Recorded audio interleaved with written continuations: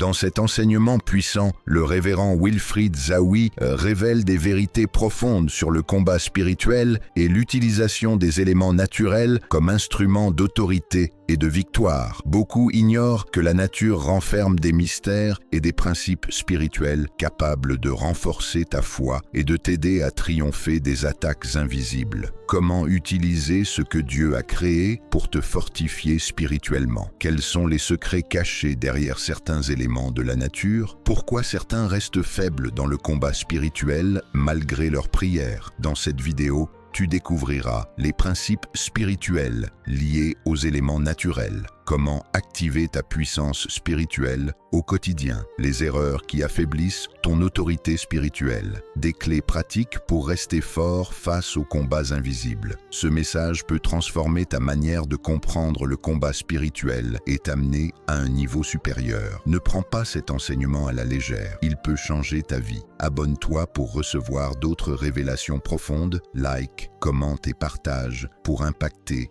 d'autres vies. Le monde spirituel fonctionne avec des supports et des éléments. Ne plaisantez pas avec la terre. Et de la même manière que eux, ils peuvent attaquer la terre pour envoyer la terre à te refuser ses productions, toi aussi, tu peux faire de même. Peut-être que tu ne savais pas. Mais la Bible dit qu'il y a des personnes qui sont attaquées à Moïse. Et Moïse a dit, si je suis prophète, on voit ces gens à mourir d'une façon mémorable.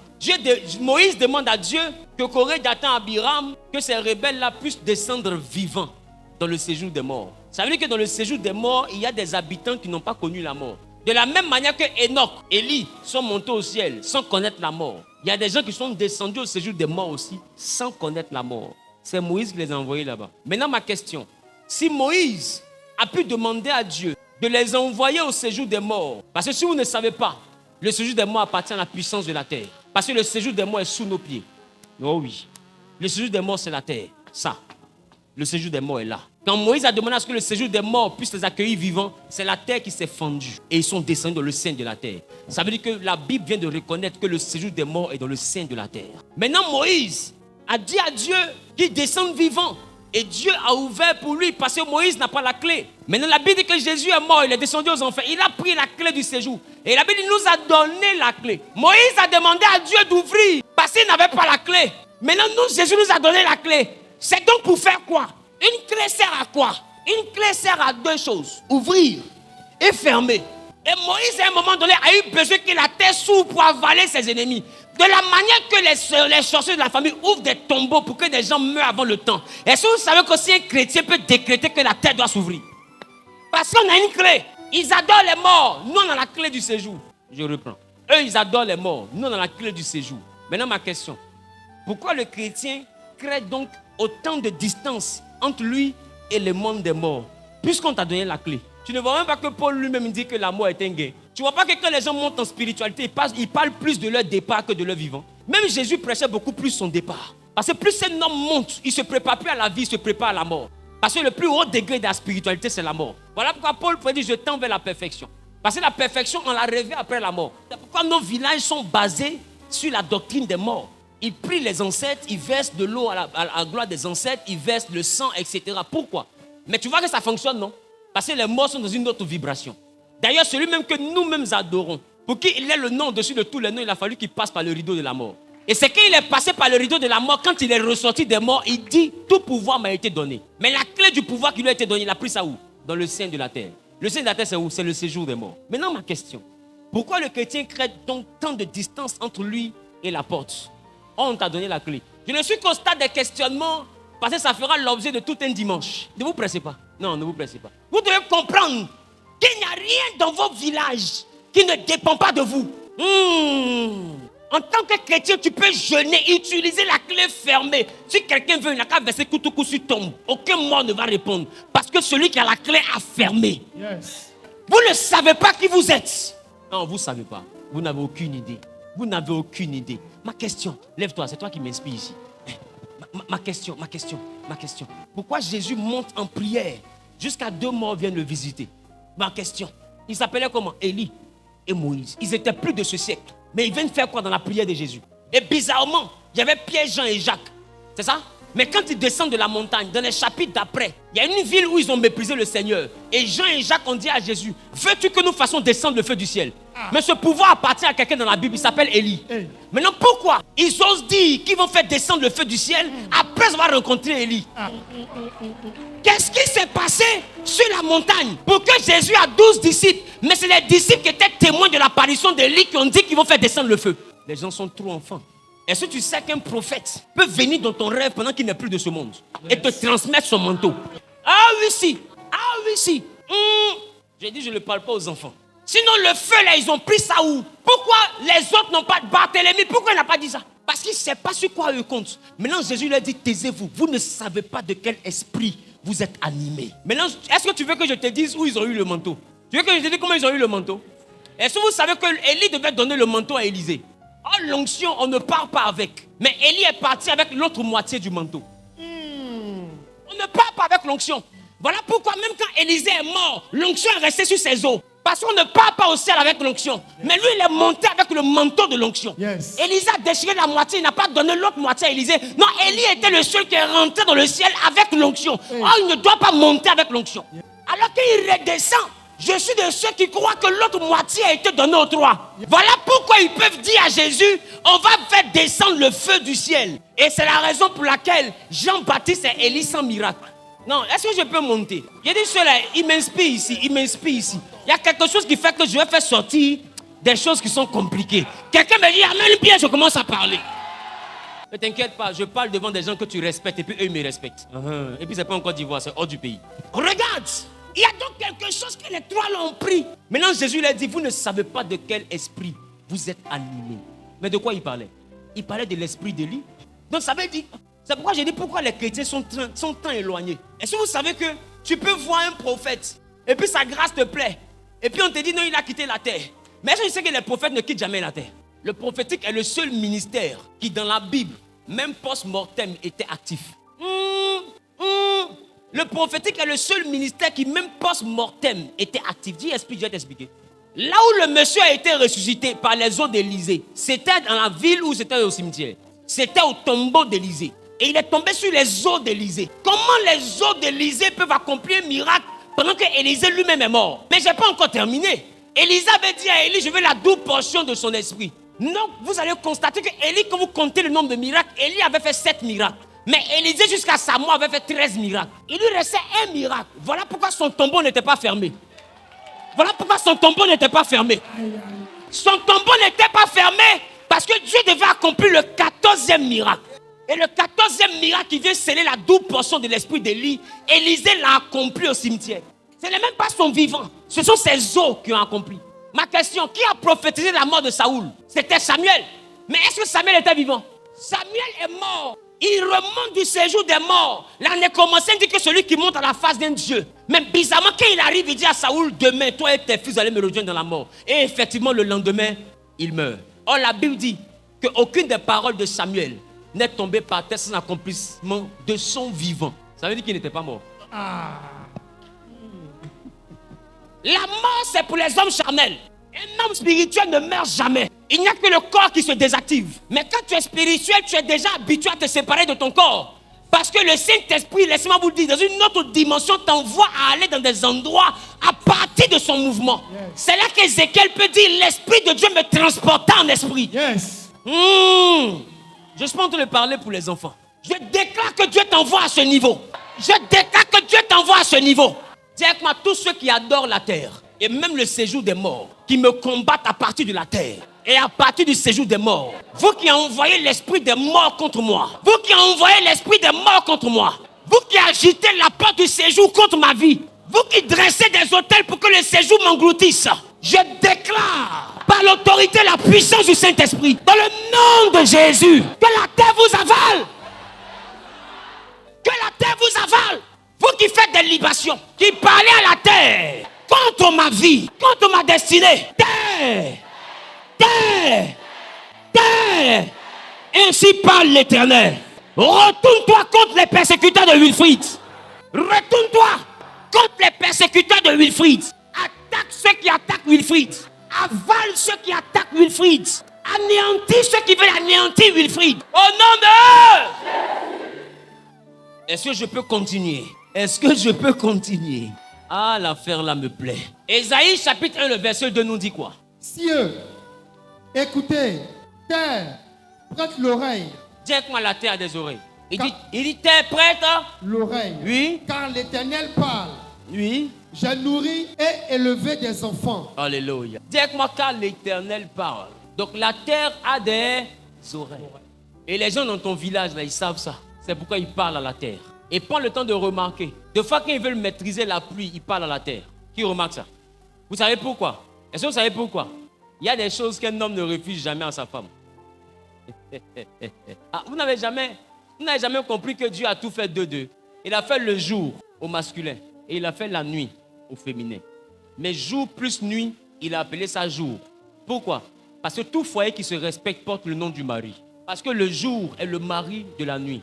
Maintenant, est-ce que vous savez que les luminaires que la Bible a cités en Genèse chapitre 1 n'ont jamais été la lune et le soleil? Dans la Bible, Dieu a fait les deux grands luminaires. Le plus grand pour présider au jour, le plus petit pour présider à la nuit. Est-ce que tu sais que ça n'a jamais été la lune et le soleil? C'est vous qui avez déduction, la Bible n'a jamais dit la lune. La Bible a dit Dieu a fait le plus grand luminaire pour le jour et le plus petit luminaire pour la nuit. On n'a jamais donné le nom. Voilà l'une des raisons pour lesquelles, voici les raisons. Quelqu'un me dit Amen. Il ne faut jamais te concentrer totalement avec moi parce que je ne suis pas toujours concentré. Il y a des moments où Gravelo me rattrape et je me ressaisis. Priez pour moi. Écoutez, qu'est-ce que j'ai dit tout à l'heure? Et j'ai dit, c'est l'une des raisons qui font que les musulmans sont les seuls à voir la lune. Quand ils font leur carême, nous tous on regarde le ciel, on ne voit pas la lune. Mais les gens disent, on a vu la lune à Bandoukou. De quoi ils parlent? Ils ne parlent pas de la lune que nous voyons, ils parlent du luminaire que Dieu a créé. Le luminaire que Dieu a créé n'est pas l'astre que tu vois. Le luminaire qui éclaire, ce n'est pas la lune que tu vois. Est-ce que je peux commencer? Je vais vous parler des choses durant cette affaire de 6 mois là. Si tu sors de là que tu as encore une manière ordinaire de prier, c'est que tu es le propre sorcier de ta propre vie. Yes. C'est bibliquement que je vais t'expliquer la chose. Dis avec moi, pasteur, explique-moi la chose. Ah oui, c'est la vérité, je vous dis. Maintenant, je vous ai dit que tout ce que Dieu a créé, il a créé ça sous forme mari et femme. Le jour et la nuit. Le soleil et la lune. Et remarquez très bien, le soleil et la lune sont encore un autre couple. Qui remarque ça? Est-ce que vous savez que la journée est solaire? La journée dépend du soleil. Est-ce que vous savez que la semaine est encore solaire? Mais est-ce que vous savez que le mois est lunaire? C'est pourquoi remarquez dans les anciens calendriers, quand on parle du mois, en début de mois, on monte la lune rond et puis c'est vide. Et il y a ce qu'on appelle le croissant lunaire. Et on arrive à la pleine lune. Après, on a le croissant qui décroît. Et puis après, on arrive à la nouvelle lune. Parce que le mois est lunaire. Maintenant, pour vous montrer que la lune est vraiment une femme, c'est elle qui gère le mois. Mais le cycle de fécondité des femmes est appelé le cycle menstruel. Le cycle du mois. Or, le mois est rattaché à la lune. Vous voyez, ce sont deux femmes qui se communiquent leur fécondité. Voilà pourquoi dans le monde mystique, dans le monde astrologique, la lune est rattachée à la fertilité et à la fécondité. Parce que la lune et les entrailles de la femme sont interconnectées. On peut continuer. Pousse, papa. Et une femme qui est déréglée par rapport au cycle menstruel, qui a un cycle lunaire, cette femme automatiquement ne peut plus enfanter. Parce que les entrailles de la femme aussi bougent par rapport au mouvement lunaire. Mais ce n'est pas ça le message. Dieu a tout fait mâle et femelle. Et je vous ai dit qu'il y a la lune qui est la femme du soleil. Mais c'est de cette même manière qu'il y a le ciel qui est le mari de la terre. Voilà pourquoi la Bible dit, quand le ciel donne sa pluie, cette pluie ne remonte pas sans avoir fécondé la terre. Or, féconder veut dire faire tomber enceinte. Ça veut dire qu'à chaque fois qu'il pleut, c'est un homme qui sort avec sa femme pour que sa femme tombe enceinte. Donc, quand il ne pleut plus, la terre devient stérile et elle ne produit plus rien. Ça veut dire qu'elle n'enfante plus. Mais il faut qu'il puisse pleuvoir pour que la terre mette au monde. Parce que la terre est dans un foyer avec le ciel. Voilà pourquoi la Bible dit tout ce que vous lirez sur la terre sera lié dans le ciel. Et au village, ils ont compris ça. Qui veut parler à des événements qui se passent dans le ciel, il verse l'eau sur la terre. Ce n'est pas une clé christique, c'est une clé divine. Quand on parle de christique, on parle d'un pouvoir qui est rattaché à Christ. Quand on parle de divine, on parle d'un pouvoir qui est rattaché à Dieu, donc à la création. Toutes les créatures sont concernées. Voilà pourquoi au village, vous pouvez voir que des gens parlent à la terre et le ciel obéit. Il y a trop que je veux dire, il y a trop. Est-ce que la veille même suffit? On ne va pas coller 2 nuits en même temps. On ne va pas déplacer une nuit pour coller à partir de 6 heures pour aller juste... Quelqu'un a dit Amen. Qui aime ce qu'il entend? Dis avec moi la pluie. Donc, on a parlé tout à l'heure de la pluie. Prenez les versets. Vous prenez 1 Roi chapitre 17, le verset 1. 1 Roi chapitre 17, le verset 1. Que dit la Bible rapidement? Élie, quand il veut montrer à Akab et à et à Jézabel sa domination, qu'est-ce qu'il fait? Il prive le pays de la pluie et de la rosée pendant 3 ans et demi. Vous comprenez? Mais c'était une guerre. C'était une guerre entre le prophète Élie et les adorateurs du diable. Mais dans cette guerre, qu'est-ce qu'il a utilisé? L'absence d'eau. Et le pays est tombé dans une sécheresse. Élie a parlé au ciel et la pluie a obéi. La rosée a obéi. Pendant 3 ans et demi, la pluie ni la rosée ne sont plus jamais tombées. Pourquoi? Parce qu'Élie avait parlé. Vous devez comprendre qu'en tant qu'enfant de Dieu, nous avons le pouvoir aussi de parler pour que la chose arrive. Je parle à quelqu'un. Je prie que Dieu restaure ton pouvoir au nom de Jésus. Je prie que Dieu restaure ton pouvoir au nom de Jésus. Je prie que Dieu restaure ton pouvoir au nom de Jésus. Que Dieu restaure ta capacité au nom de Jésus. Que pendant que tu touches ta bouche, que ta bouche soit remplie de la puissance du Saint-Esprit. Que tu dises une chose et que la chose arrive. Que tu ordonnes que la chose existe. Quiconque a dit Amen plus fort que son voisin est propriétaire. Au nom de Ézéchiel chapitre 13, le verset 11. Ézéchiel chapitre 13, le verset 11. Je veux un deuxième lecteur qui va m'aider avec Job chapitre 38, le verset 34 à 35. Oui, que dit Ézéchiel? Dis à ceux qui la couvrent de plâtre, Oui.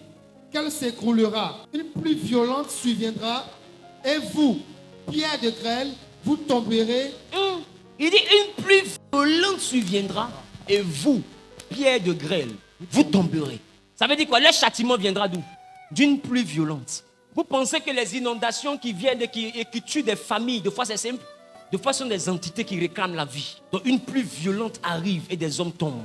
C'est fait exprès, c'est à dessein. Est-ce que je parle à quelqu'un? C'est bon? Job dit quoi? Job 38, verset 34 à 35. Élèves-tu la voix jusqu'aux nuées? Dieu dit à Job, élèves-tu ta voix jusqu'aux nuées? Pour appeler à toi des torrents d'eau? Ah. Dis à ton voisin, voici la question que Dieu te pose. Non, c'est souvent limité à depuis que tu existes, as-tu déjà commandé au matin? C'est ça, on prie. Et puis on dit dans ce cas, on va commander au matin. As-tu déjà saisi, monter sa place à l'aurore pour qu'il saisisse les ennemis de la terre, que les méchants soient secoués? On s'est limité à ça. Et on dit, je saisis les ennemis, etc. Et tout le charabia qui va avec. Bon, maintenant Dieu dit à Job une chose qui est intéressante concernant la pluie. Il dit, depuis que tu existes quoi? Élèves-tu la voix jusqu'aux nuées? Élèves-tu la voix jusqu'aux nuées? Pour appeler à toi des torrents d'eau? Demande à ton voisin, est-ce que depuis que tu existes, tu as déjà élevé ta voix jusqu'aux nuées? Pour appeler à toi des torrents d'eau. Ça veut dire quoi? Est-ce que tu as déjà appelé la pluie? Ça veut dire qu'un homme peut déclencher la pluie. Je me rappelle d'un marché qu'on m'avait donné en 2015. Et j'avais une fille spirituelle un peu à Zazou là.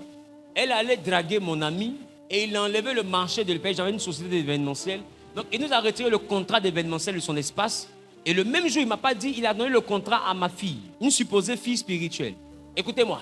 Et mes collaborateurs, tu entends qui tu étais là? Lève-toi. Il est témoin, Dieu merci. Il travaillait avec moi à cette époque. Donne son prénom, il s'appelait comment? Grosse comme ça. Elle est venue ici pour demander pardon il n'y a pas longtemps. Félicité. Très bien. Et voici qu'elle passe derrière moi pour aller prendre le contrat. Mes collaborateurs arrivent avec tout le matériel. C'est là qu'on les informe qu'ils ne pourront pas couvrir l'événement. Qu'est-ce qui se passe? J'appelle mon gars, il ne répond pas. Je vais te rappeler. J'ai vu qu'il y avait quelque chose de bizarre. Et ils me disent, ah papa, il y a Félicité qui est ici. C'est elle qui gère apparemment. En ça, elles ont donné le contrat. Et dit, attends, mais comment c'est possible ça? C'est mon ami, il ne peut pas faire ça. Et je suis assis, je comprends qu'il y a quelque chose qui est plus fort que l'amitié. Elle a agi puissamment, certainement. Et le frère a oublié les liens amicaux. C'est pas grave, mais je ne vais pas lui offrir ce qu'elle lui offre. C'est pas grave. Et j'ai pu en faire plaisir à mes enfants rentrer. Ils rentrent. Et pendant qu'ils sont en train de rentrer, elle poste sur sa page Facebook, se moquant de nous. Il y a des gens qui sont dans les nuages, ont commencé à se rassembler. J'ai une amie, Blonblon. Ce jour-là, elle a Orange Côte d'Ivoire. Donc, comme c'était moi, je devais couvrir, elle a demandé à tous ses amis de venir, ses enfants de leur agence Orange, pour manger. Ils feront maintenant une clientèle, puis c'est moi qui gère. Donc, eux, ils sont déjà en train de partir, ils sont arrivés sur place. Donc, ils m'appellent, ils disent, ah, Joe, c'est bizarre, hein? Vous voyez ce qui s'est passé. Elle est découragée. Et pendant que je suis en train de faire mon affaire, les nuages se rassemblent. Et je lui ai dit, il va pleuvoir. Mais quand la pluie va commencer, tu vas voir 2 fous qui vont venir danser sous la pluie. Donne-les à manger, tu pourras t'amuser. Elle dit, qu'est-ce que tu racontes ça? Elle n'a pas compris. Mais les nuages se sont rassemblés. Et boum, la pluie. Dites-moi, il y a quoi? Il a plu, on dirait rancune. J'ai dit, c'était le déluge. C'est tombé comme ça. Boum, vous voyez la pluie qui descend, on dirait palabre. Boum, des cordes, on dirait des rafales. Et mon amie, Reine, qu'on appelle Blonblon, elle était sous le hangar avec ses enfants. Et qu'est-ce qu'elle remarque? elle remarque un homme et puis une femme qui viennent danser sous la pluie. Ils sont mal habillés, habits déchirés, comme des fous. Elle les appelle comme je lui ai dit. Et puis elle sert la nourriture, elle leur donne. Et les fous lui disent, c'est à cause de Wilfried que tu vas t'amuser. Des fous. Elle est vivante et elle travaille encore à Orange, Côte d'Ivoire. Des fous. Et elle s'est assise en train de manger avec ses amis. Quand ils ont fini leur nourriture, la police a débarqué pour nuisance sonore. Ils ont fermé l'endroit jusqu'aujourd'hui. J'ai pris ma voiture et puis je suis passé maintenant devant l'endroit. Ma fille était assise par terre, elle a mis ses deux mains comme ça. Dis-toi, tu n'as rien vu. Tu ne connais pas encore. S'il y a la sorcellerie, ça commence par moi. J'ai le nom de Jésus, eux, ils ont le nom des eaux sacrées. Entre nous deux là, qui est fort? Écoutez-moi. Il n'y a même pas 3 mois, elle est venue ici. Si, elle est venue ici il n'y a pas 3 mois. Non, papa, je suis allé, on me dit que c'est pas elle, tu es fâché. J'ai dit, ma fille, je ne me souviens pas. Je ne me souviens pas. Aïe. Ici, fort dans vos riens. Toi, tu t'amuses. Il y a des pierres de taille. Il y a des tailleurs de pierres. Et il y a des pierres taillées. C'est pas tout en avale un coup. Hein. Il y a des gens, il ne faut pas les avoir contre toi. C'est pas bon. Parce que quand quelqu'un sait ce que je suis en train de vous enseigner, il devient dangereux. Je vous dis la vérité. Arrêtez d'être des chrétiens simples. Il y a foutaise dedans. Quelqu'un va s'asseoir sur ton mariage et puis il se moque de toi pendant que mystiquement il se moque de toi. Et puis matin il te voit en train de gêner ribaba. Il sait que c'est zéro. Et puis il se fout de toi. Et puis on te dit, mais où est ton Dieu? Et puis ils font comme Élie se moquait des prophètes de Baal. Crie plus fort, après que ton Dieu dort. Tu cries, ça fait 5 ans. L'enfant ne vient pas. Tu ne vois pas qu'on se fout de toi? Oh, la Bible dit ton Dieu ordonne que tu sois puissant. Il est temps que tu t'énerves. Arrête-moi cette vie spirituelle, soi-disant, qui est aussi simple que la simplicité. Il y a des gens qu'il faut corriger. La Bible dit la folie est rattachée au cœur de l'enfant. Avec la verge, tu l'en détourneras. Quand quelqu'un ne maîtrise pas ta divinité, ta spiritualité, qui veut se foutre de toi, chicote un peu, il va croire en toi. Il y a des gens à qui tu dois dire, tu es venu dans mon rêve, non? Tu vas comprendre. Et puis il va comprendre. Et puis quand il comprend, il a compris. Et quand il a compris, ils ont compris tous. Tu fais un ça conseille les autres. Je parle à quelqu'un. Directement, mon Dieu ordonne que je sois puissant. Et les gens qui sont là, non, il ne fait que prêcher seulement. Écoute, laisse-moi te dire, un homme ne peut pas prêcher seulement et puis monter à cette hauteur. Ce n'est pas possible. Il y a toujours un vent qui le soulève. Il y a toujours un vent. Un homme ne monte pas par hasard. Même si tu ne vois pas, il y a quelque chose qui le soulève. Il y a toujours un vent. Il y a toujours une pression qui le pousse vers là-haut. Parce que personne ne monte s'il n'y a pas de pression exercée. S'il n'y a pas une force qui s'exerce, personne ne monte. Alors quand les hommes t'élèvent, en réalité ils te soulèvent. Mais quand ils sont fatigués, ils vont te laisser tomber. Mais quand tu montes parce que tu es mature, même si les hommes te laissent tomber, tu ne tombes pas. Laissez-moi vous dire une chose. Ne laissez pas les hommes vous soulever. Et ne vous couchez pas dans la grâce. La grâce est un piège. La Bible même te dit que la grâce est trompeuse. Ça veut dire que la grâce peut être avec toi lundi. Mardi, la grâce n'est plus là. Or, la Bible dit, ainsi dit l'Amen. Le témoin fidèle, le commencement de la création de Dieu. Commencement en grec, ça parle de arc. Arc qui veut dire aussi le principe. Ça veut dire que Dieu peut te donner des choses par grâce. Et tu peux aussi les avoir par principe. Si tu connais le principe qui fabrique la chose, Dieu va te la donner. Chaque chose que Dieu crée s'appuie sur un principe. C'est ceux qui ne connaissent pas le principe que la grâce envoie ça dans leur vie. Sinon, Jésus était sûr que ce qu'il enseignait à ses disciples allait le rendre comme lui. Il était sûr. Donc, ils ne sont pas devenus un par grâce. Ils sont devenus un par principe. Parce qu'il a enseigné les principes. Et puis, il leur a dit, tout disciple accompli devient comme son maître. Est-ce qu'ils ne sont pas devenus comme lui? Leur homme ne guérissait pas les malades? Est-ce que ça a chauffé? Parce qu'il leur a enseigné les principes.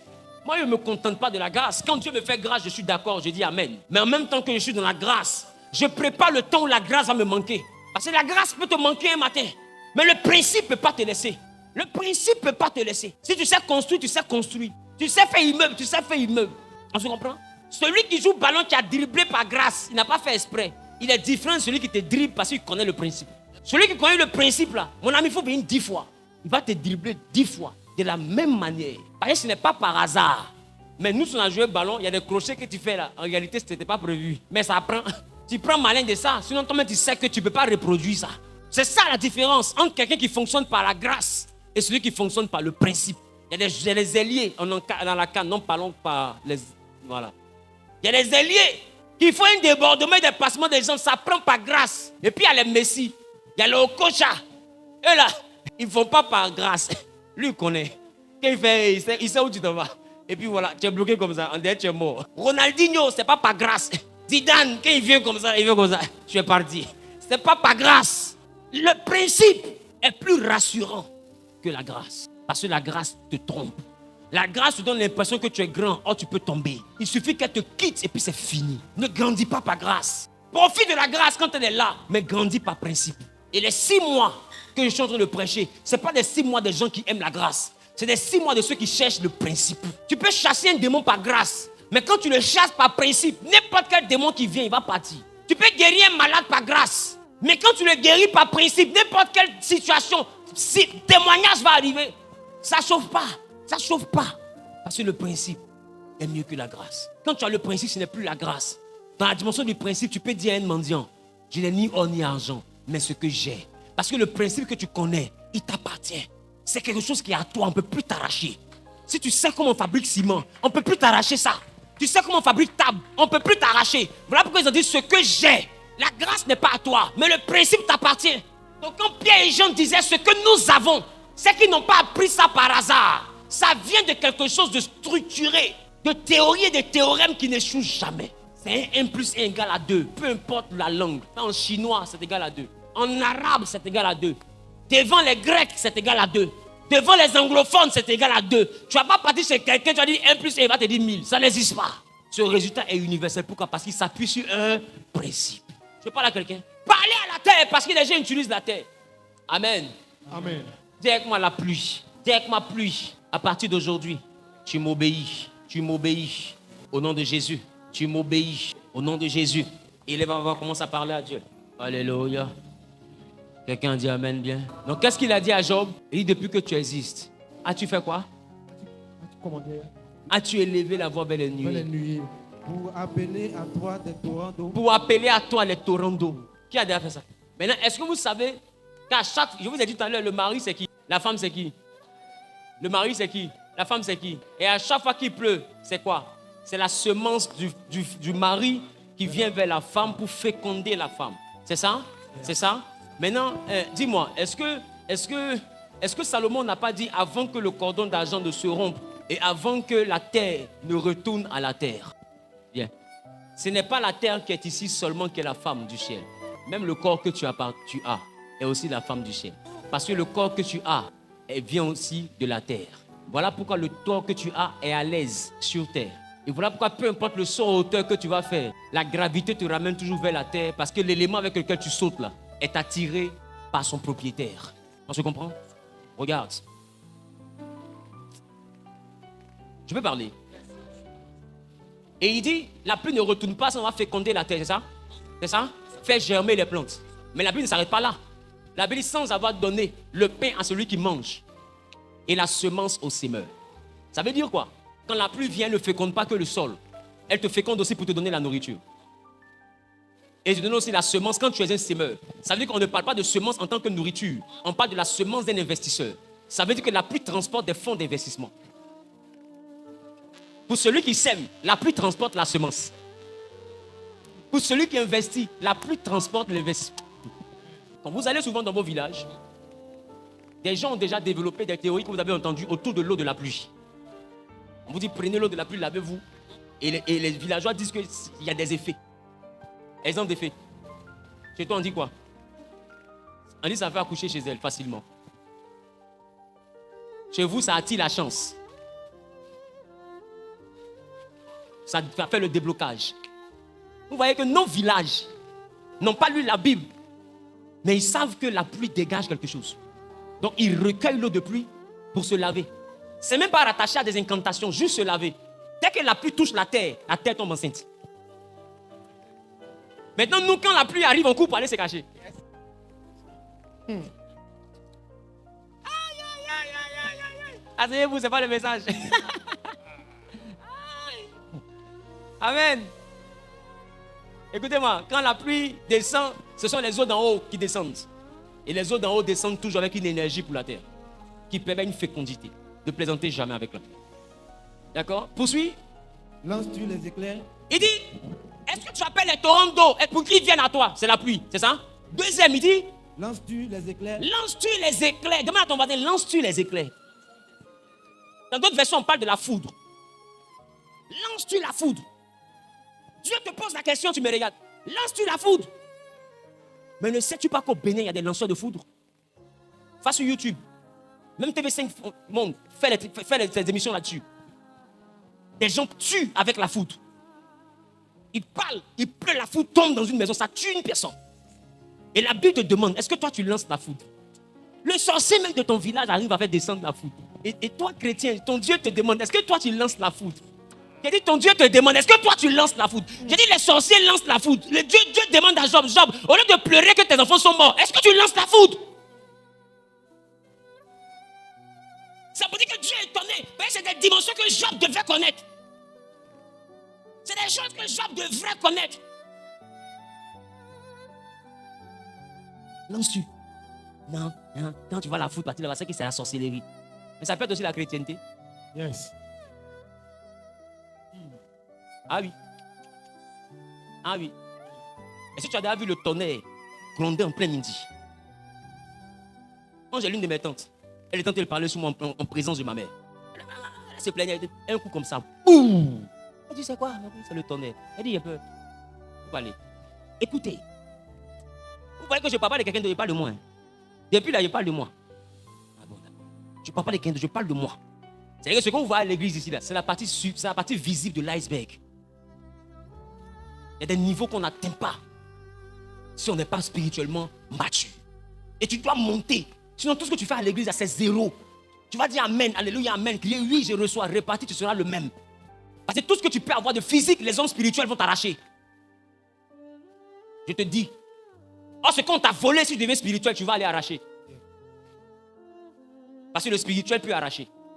Donc quand tu dis, nous allons dans les camps ennemis, ce n'est pas ta version là.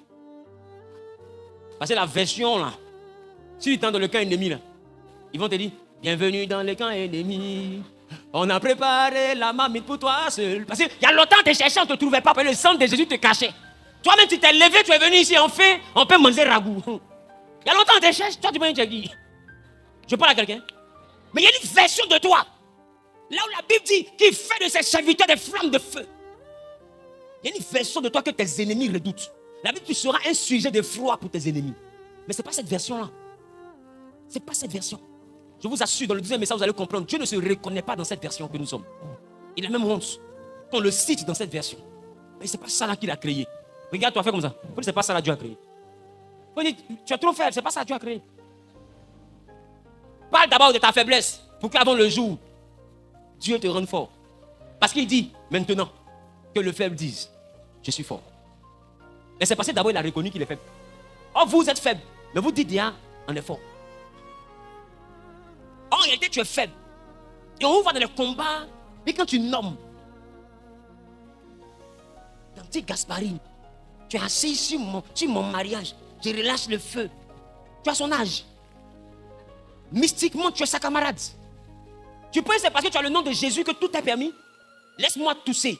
Le nom de Jésus dans ta vie sans le Saint-Esprit est un prénom. Oui. Parce que Jésus lui-même qui s'appelle Jésus, là, qui n'a pas encore reçu le Saint-Esprit après le baptême, quand Hérode l'a cherché, ils ont le caché en Égypte. L'ange est apparu spécialement pour dire fuyez. L'ange n'a pas dit combattez, il dit fuyez. Pourquoi? Parce qu'il n'avait pas encore reçu le Saint-Esprit. Donc il a reçu le Saint-Esprit, il n'a plus jamais fui. Tu penses que c'est ta version là qui fait le palabre? Tu les nommes, s'ils viennent, tu peux répondre. Tu appelles les esprits des eaux, s'ils apparaissent, tu peux rester. Tu ne te donnes rien au-delà de ta force. Dieu me sert où tu es là, tu n'as pas force. Non, il y a des choses, mais il ne peut même pas que tu vois. Et si tu vois, tu vas mourir. Je parle à quelqu'un. Je suis venu fouetter ton orgueil pour que tu cherches le Saint-Esprit. Comprends que tu es faible. C'est la vraie vérité. Tu ne vois pas devant, tu ne vois pas derrière, tu es incapable de tout. Tu pries, rien ne bouge. Ce n'est pas normal. C'est pas normal. Il n'a pas dit si tu pries. Il dit ne t'avais pas dit que même si tu crois seulement, tu verras. Il n'a même pas dit prier, il dit crois seulement. Dis à ton voisin, ce que je vis là n'est pas normal. Dis voisin, ce que je vis là n'est pas normal. Je dois aller à un autre niveau. Dis voisin, je dois aller à un autre niveau. Je n'ai pas entendu. Dis voisin, je dois aller à un autre niveau. Dieu demande à Job. Lances-tu les éclairs? Lances-tu des éclairs? Dans notre tradition africaine, est-ce que les gens ne lancent pas? Maintenant, Dieu demande à son enfant. Est-ce que tu lances? Maintenant, qui ne savait pas même qu'on peut lancer? Beaucoup ne savaient pas.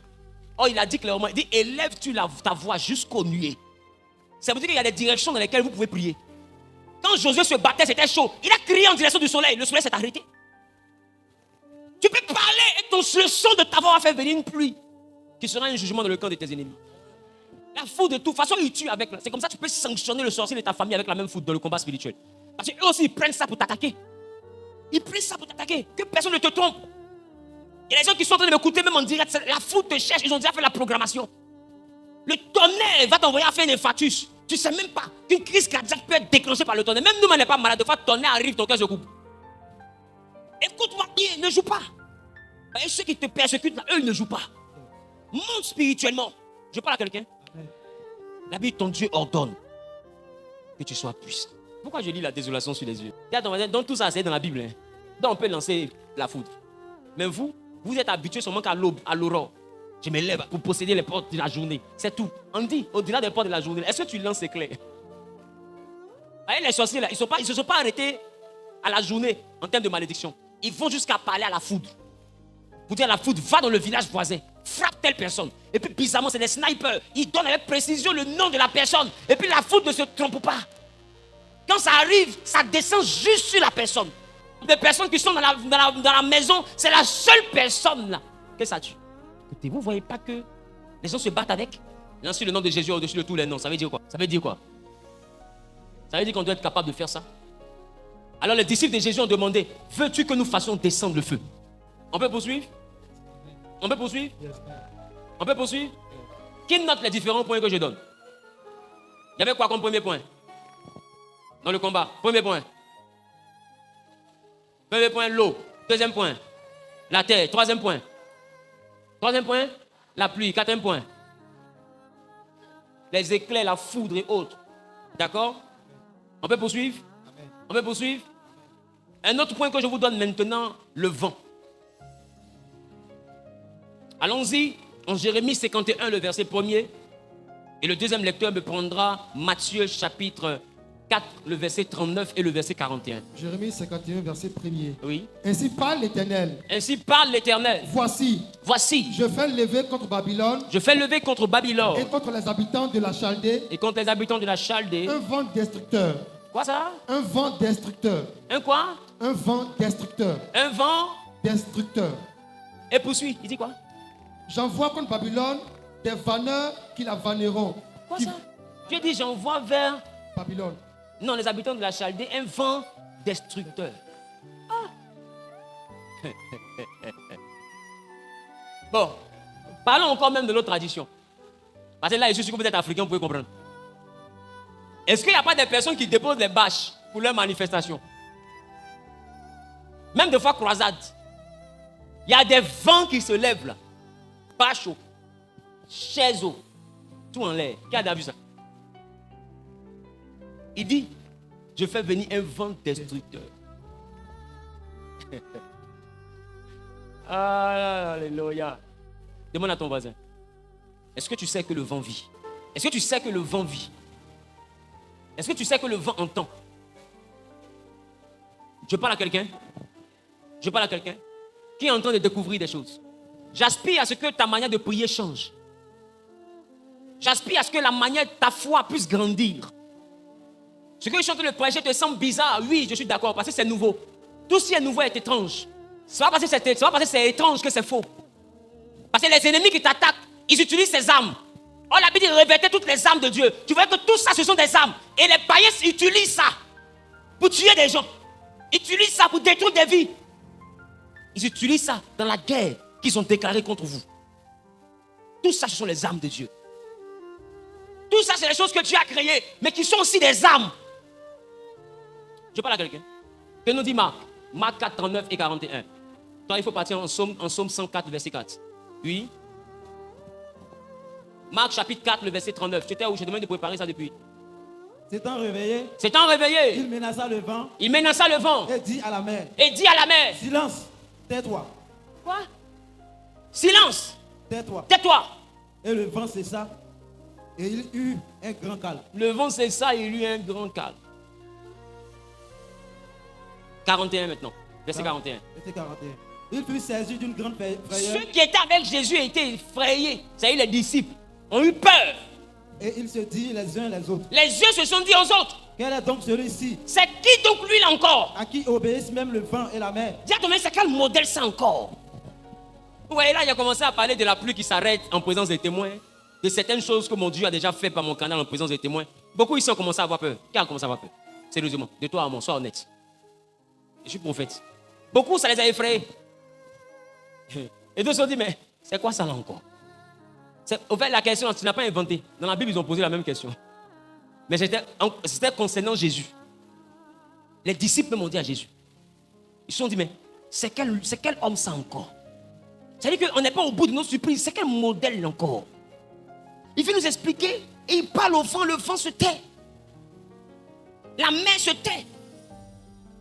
C'est quel modèle, c'est quel homme à qui obéit le vent et la mer? C'est même quoi ce modèle de chrétienté?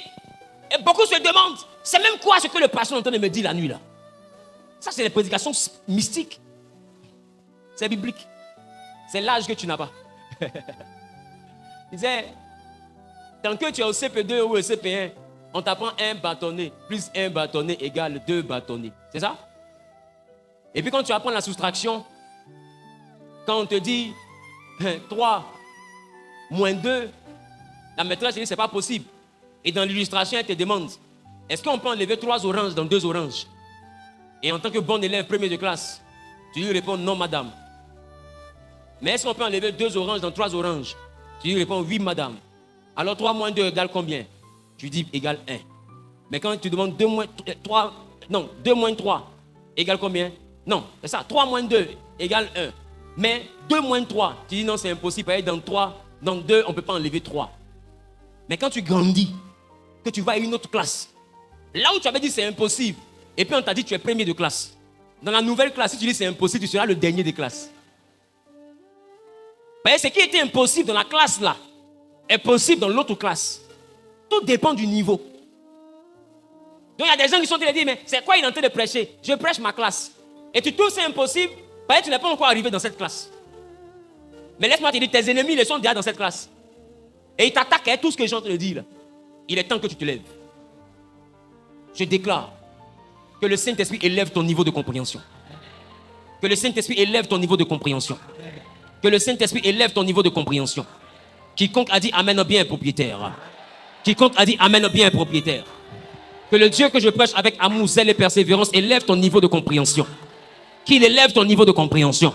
Qu'il élève la dimension de ton pouvoir. Qu'il élève la dimension de ta puissance. Qu'il te donne une autre mesure de foi. Pour que tu sois capable de croire en des choses surnaturelles.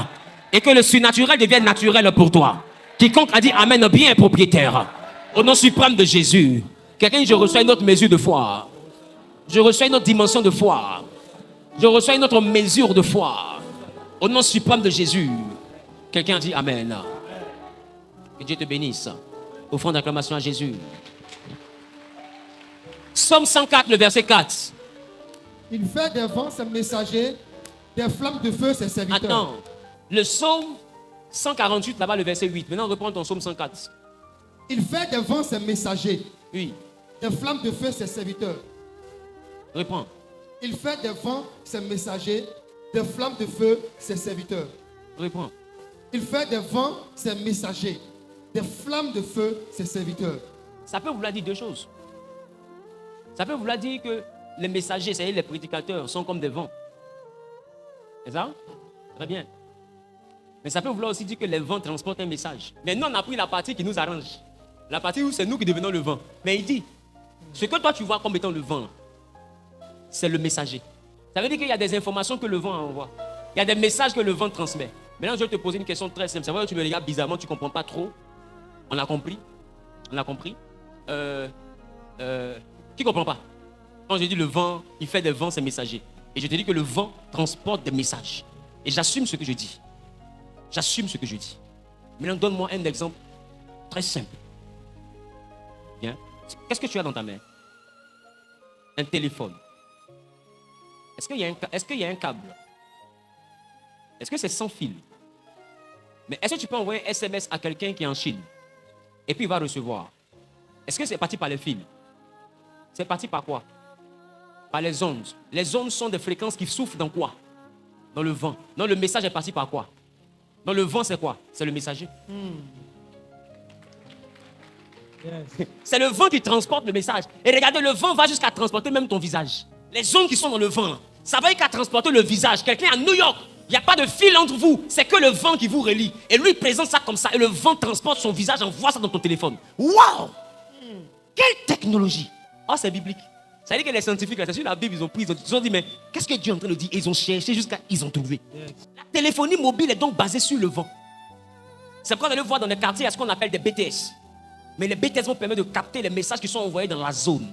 Mais ces messages-là quittent les portables, les GSM, en direction des BTS. Par quel moyen? Par le moyen du vent. Par le moyen du vent. Et prenez le temps de remarquer, quand vous allez dans un sous-sol, il n'y a plus de réseau. Pourquoi? Parce qu'il n'y a pas de vent. Parce que le vent ne circule plus, donc le message n'arrive plus. Donc la connexion, le réseau commence à bugger. Pourquoi? Parce qu'il manque le vent. Et la Bible te dit, il fait du vent ses messagers. Maintenant, si les Blancs ont trouvé que de manière physique, d'accord, on peut donner au vent une commission, et puis ça sort dans le portable de quelqu'un physiquement. Tu ne penses pas que c'est parce qu'ils pratiquaient ça spirituellement d'abord, qu'ils se sont demandé comment transférer ça du spirituel au physique? Ah, yes. Et c'est cette technologie-là les sorciers utilisent. Quand quelqu'un est au village et deux sorciers peuvent communiquer, qui sait que c'est possible? Rien que par la concentration. Les deux peuvent se parler. Comment quelqu'un qui est à Paris parle à quelqu'un qui est à Gagnoa? Il y a quel câble? Il y a quel fil?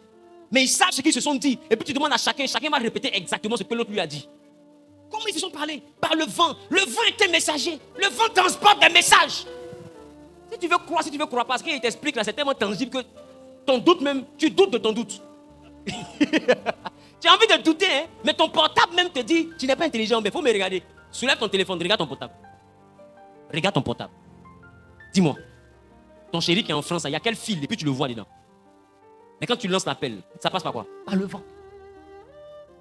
Et vous parlez en temps réel. Même si dans tes mains banane, tu vois la banane.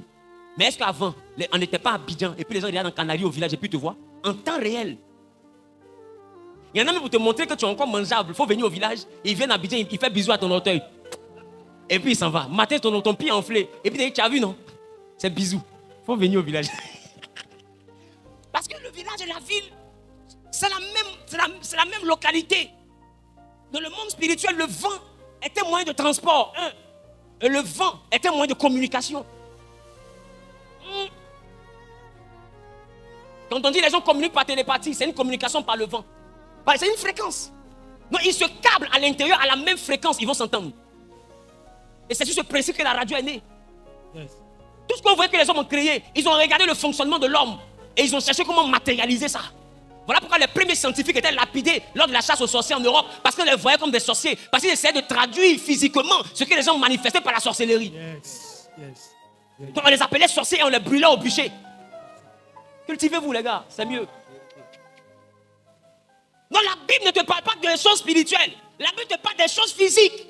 Le vent est un messager. Tu peux parler? Donc si le vent est un messager, alors comprenez comment les malédictions, tu ne sais pas comment la personne peut te maudire, mais on te dit tu es maudit. Mais la commission de ta malédiction a été donnée au vent. La personne s'est arrêtée quelque part, au Togo, au Bénin ou au village. Il a pris ton nom dans une incantation et il a parlé. Mais quand il a parlé, est-ce que tu étais là? Mais est-ce que le vent était là? Alors le vent a envoyé sa parole. Le vent a envoyé sa parole. Et il proclame dans sa forêt là-bas que ton pied doit s'enfler. Tu n'as pas entendu ce qu'il a dit. Mais demain tu te réveilles, ton pied commence à s'enfler. On te dit on t'a lancé sort. Tu ne l'as pas vu. Tu ne l'as pas entendu. Mais comment son sort est arrivé? Oh, son sortilège est une parole. Mais sa parole est arrivée comment jusqu'à toi? Par le vent. Quand les gens vous combattent par le vent, il y a des migraines qui arrivent par le vent, il y a des maladies qui arrivent par le vent, il y a des malheurs qui arrivent par le vent, il y a des blocages qui arrivent par le vent. Parce que le vent est un messager. Le vent transporte des choses. Je parle? Il a dit, je fais venir un vent violent. Il y a des vents obscurs. Et quand je dis vent, on ne peut pas penser que c'est quelque chose qui a soufflé quand ton habit va se gonfler. Non. Est-ce que vous savez pourquoi le monde spirituel communique par le vent? Parce que esprit, dans son étymologie grecque, c'est pneuma. Pneuma qui signifie souffle, vent. Dans les esprits, c'est le vent. Voilà pourquoi Jésus a dit à Nicodème, tu sens le vent? Est-ce que tu sais d'où il vient et où il va? Ainsi sont ceux qui sont nés de l'esprit. Jésus a comparé ceux qui sont nés de l'esprit au vent. Parce que les spirituels sont dans le vent. Yes. Un homme qui est dans le spirituel ne travaille pas dans la chair, il travaille dans le vent. Un homme qui est dans le spirituel, c'est quelqu'un qui sait influencer le vent. Et puis envoyer le vent à exécuter des choses dans la vie de quelqu'un qui ne le voit pas. C'est ça le monde spirituel. C'est l'art de maîtriser le vent. Mais prends le temps, remarque. Élie aussi a prié, comme je viens d'expliquer, que la pluie est venue à l'événement. Élie aussi a fait ça dans la Bible. Quand il a dit pendant 3 heures et demie, il n'allait pas pleuvoir, il n'a pas plu. Mais le jour où il voulait pleuvoir, il a prié 7 fois. Et son fils allait le voir s'il y avait un nuage. Mais après, il dit quoi? J'ai vu un nuage, mais qui a la forme d'une main. C'est-à-dire que le nuage est tout petit. Mais qu'est-ce qu'Élie a dit? Il a dit, va dire à Akab d'atteler son char. Car il souffle un vent qui annonce la pluie. Et que la pluie ne venait pas des nuages. C'est le vent qui a envoyé la pluie. D'ailleurs, dans la Bible, c'est le vent qui a envoyé les cailles dans le désert. Quand le peuple veut manger la viande, c'est un vent qui a soufflé et les cailles sont venus. Et d'ailleurs, c'est le vent qui a transporté Élie. Lisez la Bible. Akab est monté sur son char. Il partait en direction de Jezreel. Vrai ou faux? Je ne suis pas bon lecteur, aidez-moi. Vous connaissez mieux que moi. Il partait en direction de Jezreel. Mais la Bible dit, quand il arriva à Jezreel, qui était devant l'entrée de la ville? Élie. Élie est venu comment?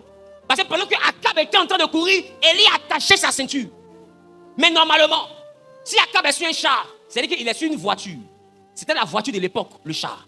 Donc comment quelqu'un peut quitter plateau en voiture, aller à Port-Boué, il me laisse à Port-Boué, et il arrive à Port-Boué, je l'attends devant la porte. Et il me demande comment j'ai fait. Je lui dis j'ai couru. Ça veut dire quoi? Je vous explique clairement ce qui s'est passé. Quand Akab est monté dans sa voiture en train de partir à Jezreel, Élie attache sa ceinture et il commence à courir. Mais qu'est-ce qui se passe? Pourquoi Akab ne le voit pas le dépasser? Parce que pendant qu'Élie est en train de courir, il s'entremêle au vent. Il s'entremêle au vent. Et il prend une longueur d'avance sur Akab. Donc Akab voit le vent le dépasser, le vent qui le souffle. Il ne sait pas qu'Élie est dans le vent. Voilà pourquoi il dit aussi, il fait de ses messagers des vents. Non, Élie peut devenir le vent et le vent peut devenir un messager. Voilà comment Philippe disparaît.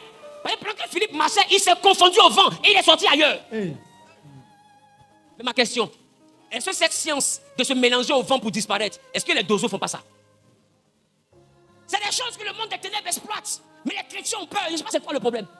On ne prie pas pour demander à ces choses. Oh, Jésus a dit, combien de fois le Père ne donnera-t-il pas l'esprit à ceux qui lui demandent? L'esprit, là, il est vaste. Quand il demandait l'esprit, c'est en fonction de tes besoins. Demande ce dont tu as besoin. Il y a beaucoup de chrétiens qui viennent à l'église. Ils ont un pied à l'église, mais ils ont un pied dans une petite cabane là-bas. Parce qu'on ne sait jamais. Parce qu'ils se disent que ce qu'ils vont trouver dans la cabane là, ça n'existe pas à l'église. La Bible aussi dit ça. Comment croiront-ils si personne ne prêche? Comment ils vont croire si personne ne prêche? Si je ne te prêche pas que c'est possible, est-ce que tu peux croire ça? Les gars, c'est possible. Notre Dieu est capable de faire ça. Pas besoin d'aller dans une cabane ou dans une forêt bizarre. Le jeûne et la prière, demande à Dieu, il te donnera. C'est une dimension qui a commencé d'abord dans l'église parce que Satan est le singe de Dieu. Il imite, c'est le perroquet. Dieu parle, il répète. Dieu fait, il reproduit. Parce que c'est Dieu qui a l'onction pour faire. Tout ce qui est fait vient de Dieu. C'est Dieu qui dit faisons. Le diable ne peut pas dire faisons. Lui il dit utilisons. Lui il dit modifions. Lui il dit allons-y corrompre. Lui il dit volons. Mais il ne peut jamais dire faisons. Faisons appartient à Dieu. Tout ce qui existe vient de Dieu. Maintenant ma question. Pourquoi tout ce pouvoir là vient de Dieu, mais les enfants du diable sont plus puissants que les enfants de Dieu? Quand Paul est arrivé devant les païens, ils l'ont soulevé, ils ont dit les dieux sont descendus au milieu des hommes. Parce que la Bible dit j'avais dit. Vous êtes des dieux. Qui veut ça? Qui veut ça? Qui veut ça? Il dit les gars là vous font des choses par le vent. Ils vous font des choses par le vent. Il y a des moments où ils arrivent chez toi à la maison. Tu penses qu'ils sont passés par quoi? C'est par le vent. Parce que laisse-moi te dire, dans la dimension spirituelle, Paris et puis Abidjan, il n'y a pas de distance. Parce que là où le vent souffle, là où l'homme spirituel aussi peut arriver. Donc tu vois la vieille, elle ne connaît même pas la route de l'aéroport, mais elle va à Paris, elle tue quelqu'un, puis elle revient. Et puis au village, elle confesse que c'est elle qui a tué. Puis elle peut t'expliquer comment la personne est morte. Regarde une telle science. Mais ça se passe par quoi? C'est par le vent. Parce que ce sont des gens du monde spirituel. Or qui parle de spirituel, parle de pneuma, ça parle de vent. Donc ils fonctionnent par le vent. Ils n'ont pas besoin de te toucher physiquement. Si le vent te touche, c'est qu'ils peuvent te toucher. Comment est-ce que je dis? Et remarque, quand les gens préparent leurs enfants mystiquement, lui-même te dit, le papa même te dit, on a dans le encore d'ivoire ici. Si tu peux attraper le vent, tu vas attraper mon enfant. Pourquoi? Pourquoi? Parce que son enfant est cuit, il assimile son enfant au vent. Le vent est la fréquence de tous ceux qui sont spirituels. Je parle à quelqu'un. Le vent est la fréquence de tous ceux qui sont spirituels. Et Jésus te dit, nous qui sommes nés de l'esprit, on est comme le vent. Je parle à quelqu'un. Je parle à quelqu'un. Je parle à quelqu'un. Et c'est ce que Élisée a dit à Géasi. Il dit, mon esprit n'était pas loin de toi quand tu étais derrière Naaman. Mais son esprit était là par quelle dimension? Par le vent. Le corps d'Élisée était assis. Mais son esprit, il dit mon souffle. C'est-à-dire que le vent. C'est par le vent qu'Élisée a su. Même le prophétique. Quand on dit je vois, je suis au village. Je pense que ça se passe comment? C'est le vent. Et pendant que tu as arrêté, tu dis je vois. Pour toi, c'est une vision. Oh, tu étais déplacé. Dieu t'a transporté, mais c'est tellement rapide que tu ne peux pas croire qu'il y a eu voyage. Mais demandez à tout prophète, quand tu rends ministère, quand tu finis, tu es fatigué en dernier sportif. Pourquoi? Parce que tu t'es déplacé. Tu t'es arrêté, mais tu t'es déplacé. C'est de cette même manière, quand tu cours en rêve, quand tu te réveilles, là, tu es essoufflé. Pourquoi? Oh, le corps dormait. Parce que l'esprit communique au corps son rythme. Donc c'est normal que quand l'esprit travaille, le corps s'épuise. Parce que même quand tu rêves, tu pleures. Des fois, tu rêves, tu pleures en rêve. Et physiquement, tu pleures. Et tu te réveilles en pleurant. Vrai ou faux? Parce que l'esprit communique au corps son rythme. Qui a déjà couru dans son rêve, tu te réveilles, tu es essoufflé. Et tu es effrayé comme c'était vrai. Parce que l'esprit communique. De la même manière qu'on peut te taper en rêve, tu te réveilles le matin, la classe est sur toi. Parce que l'esprit communique avec le corps. Je parle à quelqu'un. Et ça se fait par le moyen. C'est bon? C'est bon? Quand l'homme dort, prends le temps, remarque. Quand l'homme dort, son rythme de respiration change. Tu ne respires pas pareil quand tu dors et quand tu es éveillé. C'est pas pareil. Parce que le sommeil fait bouger l'esprit. Vous pensez que les rêves que vous faites, ça dure combien de temps? Est-ce que tu connais ce qu'on appelle 30 secondes dans le monde du vent? 30 secondes dans le monde du vent. Tu peux avoir l'impression que tu as rêvé toute la nuit. Les rêves ne durent pas. Les attaques que vous subissez, ça ne dure pas toute la nuit. Hein? Non, du tout. C'est un petit temps. Ça va tellement vite. Je parle à quelqu'un. Je déclare, je décrète et je prophétise. Que tous les messages maléfiques qui ont été lancés contre ta vie par l'entremise du vent, que les vents qui ont été complices de ton chômage, de ta pauvreté, qui ont envoyé le message de la malédiction jusqu'à ta vie, que ces vents-là reprennent la même malédiction et la retournent à l'envoyer au nom de Jésus. En ma qualité de prophète, je retire la négativité que les vents avaient transportée jusqu'à toi. Et je ramène maintenant par l'entremise du vent vers le camp de tes adversaires tout ce qu'ils avaient semé contre ta vie par des paroles balancées dans l'air. Qui a dit amen bien en saisissant la parole des propriétaires. Tout endroit où ils ont fait des incantations avec ton nom et ces paroles maléfiques sont passées par l'air et influencent tout ce que tu entreprends et influencent négativement ta vie. J'annule maintenant dans l'atmosphère. Est-ce que vous savez avec quel démon les esprits travaillent dans le vent? Il s'appelle Belzébul, le démon des airs. C'est leur complice dans le vent. J'ordonne que tout plan de Belzébul contre ta vie, de la manière dont je suis prophète, et que tu es en train de te connecter à ce message par cette semence, que le Dieu que je prêche avec persévérance puisse envoyer ta vie à connaître la victoire sur toute la gens qui utilisent Belzébul. Que les entités aériennes, les entités qui sont dans le vent, qui travaillent pour te rendre stérile, pour rendre improductif ton travail, que ces entités soient neutralisées maintenant au nom suprême de Jésus. Qui a dit amen, je reçois les propriétaires? Qui a dit amen, je reçois les propriétaires? Qui a dit amen, je reçois les propriétaires? Reçois maintenant la domination au nom de Jésus. Reçois la victoire au nom suprême de Jésus. Reçois la domination au nom suprême de Jésus. Reçois la victoire au nom suprême de Jésus. Où que tu sois dit amen, bien reçois. Au nom suprême de... Que tu sois sur YouTube, reçois la grâce au nom de Jésus. Quelqu'un a dit amen bien. Il y a quelqu'un dans la salle ici qui dit dans son cœur, mais donc il entend prier plaisant de YouTube comme ça. Tu ne crois pas. Tu ne crois pas. C'est bon? Qui était là la veille passée? Qui a vu les guérisons qu'il y a eu la veille passée? Extraordinaire. Une seule prière. Je ne sais même plus combien de personnes ont témoigné. C'était extraordinaire. Mais est-ce que vous savez que sur YouTube, il y a eu plus de guérisons que même dans la salle? Ah si. Il y a eu plus.